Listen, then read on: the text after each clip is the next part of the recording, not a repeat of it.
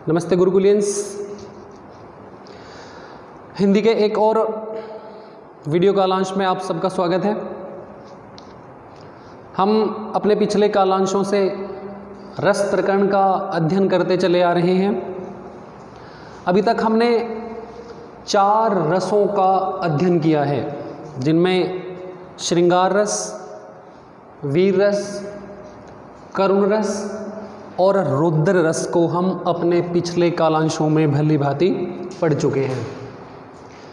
उसी कड़ी को आगे बढ़ाते हुए आज हम अपने इस कालांश में भयानक रस का अध्ययन करेंगे।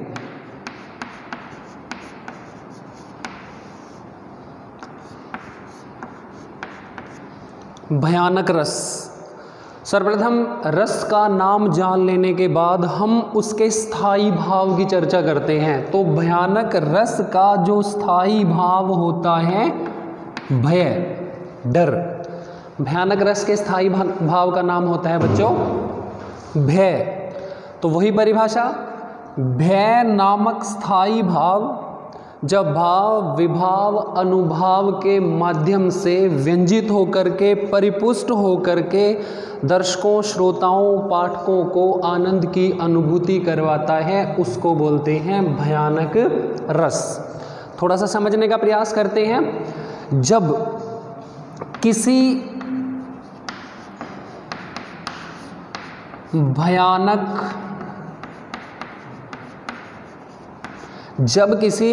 भयानक वस्तु या घटना, जब किसी भयानक वस्तु या घटना के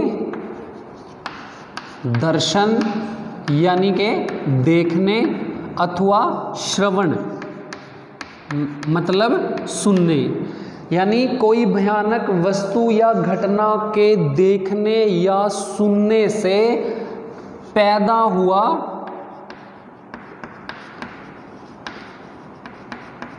भय। किसी भयानक वस्तु या घटना के देखने अथवा सुनने से पैदा हुआ भय ही भयानक रस का कारण बनता है। अब उन्हीं पहलुओं पर चलते हैं जिससे कि हम किसी भी रस का पता लगाते हैं, अनुमान लगाते हैं कि यहाँ पर वो रस है। तो सबसे पहले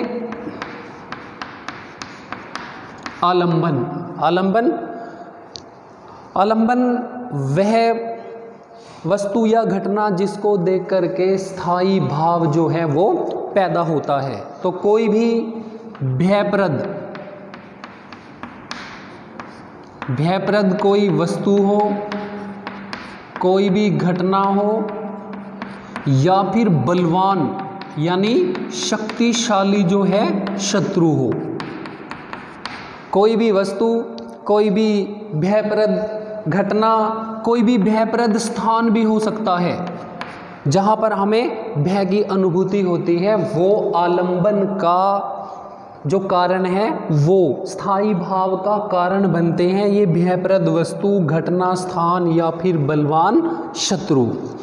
दूसरे नंबर पर हम जिस चीज को पढ़ते हैं वो होती है उद्दीपन। उद्दीपन का मतलब स्थायी भाव को और भी ज़्यादा बढ़ाने वाली प्रेरक परिस्थितियाँ। अब इन चीज़ों से हमारे मन में जगा भय नामक स्थायी भाव। अब वो भय नामक स्थायी भाव जिन चीज़ों से बढ़ेगा वो क्या हो सकती हैं? वो हो सकती हैं निर्जनता। निर्जनता का मतलब कोई भी सुनसान क्षेत्र को हम निर्जनता बोलते हैं। कोई भी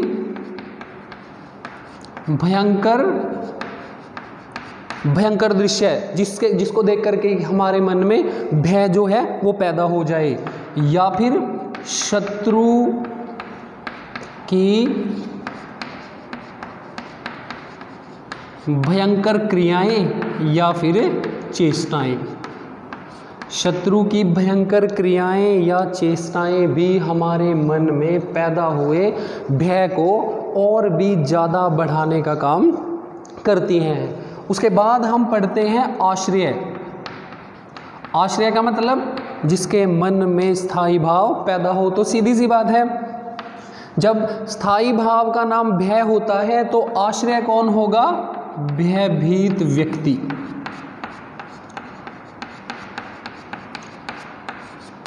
उसके बाद हम अध्ययन जो करते हैं वो होता है अनुभव। आश्रय के द्वारा की गई सारी की सारी जो क्रियाएं होती हैं वो अनुभव कहलाती हैं। जब भय नामक स्थायी भाव मनुष्य के मन में जागेगा तो वो क्या क्या काम करेगा? तो सीधी सी बात है, भागना, कांपना, मूर्छित होना यानी कि बेहोश होना, साथ में और क्या हो सकता है? चेहरे की रंगत उड़ना, पसीना आना, ये सारे के सारे जो काम होते हैं वो अनुभव के अंतर्गत आते हैं। जब किसी भी व्यक्ति का जो मन है वो भय से त्रस्त हो जाता है, जब कोई भी आदमी डर जाता है। और अंत में हम जिस चीज़ का अध्ययन करते हैं वो होता है हमारा संचारी भाव। हम बार बार पढ़ते हैं संचारी भाव को। संचारी भाव का कार्य केवल स्थायी भाव को जागृत करने का काम करते हैं। तो स्थायी भाव जागेगा, जब मन में भय जागेगा तो सीधी सी बात है, शंका होगी, चिंता होगी, दैन्य, दीनता का भाव, दीनता का भाव, मेरे पास कुछ नहीं है, अब इस परिस्थिति में मैं क्या करूं? तो दैन्य का भाव जो है वो जाग सकता है। तो ये होती हैं वो सारी की सारी परिस्थितियां जहां पर भयानक रस की उत्पत्ति होती है। यानी इन चीज़ों के सहारे हम अनुमान लगाते हैं कि किसी भी काव्य पंक्ति में भयानक रस का लक्षण जो है वो हमें कैसे दिखाई पड़ता है। अब उदाहरण के माध्यम से हम समझने का प्रयास करेंगे। भयानक रस का उदाहरण जो होता है उससे हम समझने का प्रयास करेंगे। एक और अजगर ही लखी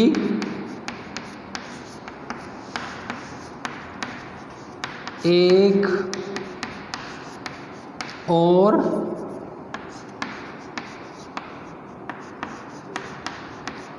मृगराय विकल बटोही बीच में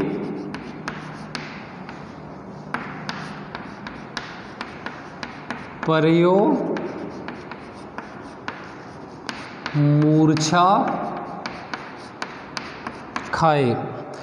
अगर पंक्ति की हिंदी पढ़ के देखें, एक और अजगर ही लखी, एक और जो है अजगर लखा रहा है, देख रहा है, एक और मृगराय, मृगराय शेर का पर्यायवाची शब्द यानी हिरणों का, मृगों का भक्षण करने वाला। एक तरफ अजगर है और एक तरफ शेर है। विकल बटोही बीच में, विकल बेचैन, बटोही मुसाफिर यात्री, बीच में, उन दोनों के बीच में परियो मूर्छा खाए, मूर्छा खाकर यानी बेहोश होकर के लेट गया है या फिर पड़ा हुआ है। तो सीधी सी बात है, एक और अजगर का भय है, एक और शेर का भय है, और कोई बेचारा जो मुसाफिर है उन दोनों के बीच में फंसा हुआ है। तो निश्चित सी बात है कि मन में जो भय नामक स्थायी भाव होता है वो जागेगा ही जागेगा। तो अगर हम आलंबन, उद्दीपन, आश्रय, अनुभव, संचारी भाव के माध्यम से इन पंक्तियों को घटित करके देखें तो सीधी सी बात है, आश्रय को अगर हम छांट लें तो आश्रय जो हमारा ये बटोही है, मुसाफिर है, ये यहाँ पर आश्रय का काम कर रहा है, क्योंकि भय नामक स्थायी भाव इसी मुसाफिर, इसी बटोही के हृदय में जाग रहा है। अगर हम आलंबन की बात करते हैं, आलंबन जिसको देख करके स्थायी भाव जगता है, तो निश्चित ही आप लोगों को प्रथम पंक्ति में वो दो चीज़ें दिखाई पड़ रही हैं। एक तो है अजगर का भय और एक जो शेर है वो, ये दोनों की दोनों जो चीज़ें हैं वो इस बटोही के मन में भय की उत्पत्ति का कारण बन रहे हैं। उसके बाद हम अध्ययन करते हैं उद्दीपन का। उद्दीपन वो सारी की सारी प्रेरक परिस्थितियां जो इस भय नामक स्थायी भाव को और भी ज़्यादा बढ़ाने का काम करेंगी। तो इन दोनों की भयानक जो आकृतियां हैं वो, यानी इनकी भयानक आकृति और इनकी क्रियाएं या फिर चेष्टाएं, ये उसके भय को और भी ज़्यादा बढ़ाने का काम करेंगी। उसके बाद अनुभाव। एक अनुभाव हमें स्पष्ट रूप से दिखाई पड़ रहा है यहाँ पर, मूर्छा, यानी मूर्छित होना, बेहोश होना, साथ में कांपना, साथ में पसीना आना और संचारी भाव। संचारी भाव वही चिंता, शंका, कंप, ये भी हम यहाँ पर लिख सकते हैं। ये यहाँ पर स्थायी भाव का काम कर रहे हैं। तो एक और अजगर ही लखी एक और मृग राय, विकल बटोही बीच में परियो मूर्छा खाए। ये इस उदाहरण के माध्यम से हमने घटित करके देखा कि किस तरह से भयानक रस की उत्पत्ति यहाँ पर हो रही है। हमारी पाठ्य पुस्तक का ही एक उदाहरण ले लेते हैं जो हम आगे पढ़ेंगे। कविता बादल गरजो, उसकी प्रथम दो पंक्तियां जो हैं वो बादल गरजो, बादल गरजो, घेर घेर घोर गगन धाराधर ओ। तो यहाँ पर भी बादलों को गरज करके ऐसे बरसने की जो संभावना है वो की गई है कि जिससे कि पूरी की पूरी सृष्टि जो है वो भय से ग्रसित हो जाए। अन्य उदाहरण हम पढ़ सकते हैं, सुनसान सड़क पर सन्नाटा था चारों ओर। सुनसान सड़क पर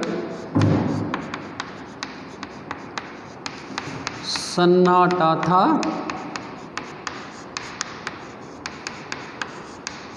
सुनसान सड़क पर सन्नाटा था चारों ओर, लग रहा था भय।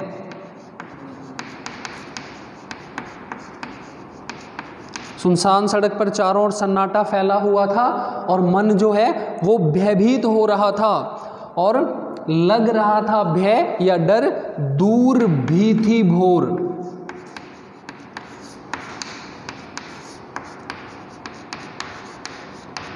सन्नाटा छाया हुआ था, अंधेरा था, भय जो है वो भी लग रहा था, लेकिन अभी जो सवेरा है वो बहुत ज़्यादा दूर था। यानी रात जो थी, यानी प्रकाश नाम की कोई चीज़ नहीं था और सवेरा होने में अभी बहुत ज़्यादा समय था। इसलिए इस सुनसान सड़क को देख करके मन जो है वो भय से ग्रसित हो रहा था। अन्य उदाहरण हम पढ़ सकते हैं, लंका की सेना तो कपि के गर्जन रव से कांप गई। लंका की सेना तो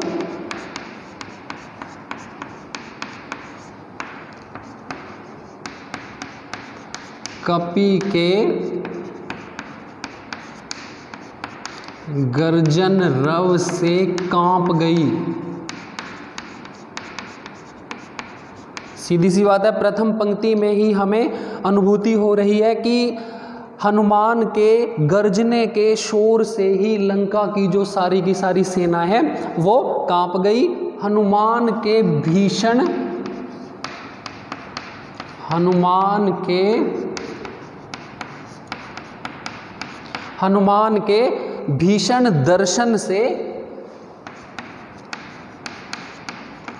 दर्शन से ही विनाश को भांप गई।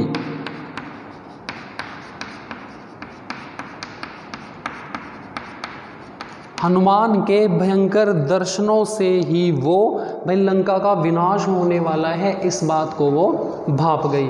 तो प्यारे बच्चों, ये था भयानक रस और उसके कुछ उदाहरण। आशा करता हूँ आपको नियमित रूप से समझाए गए ये जो रस हैं वो समझ में आ रहे होंगे।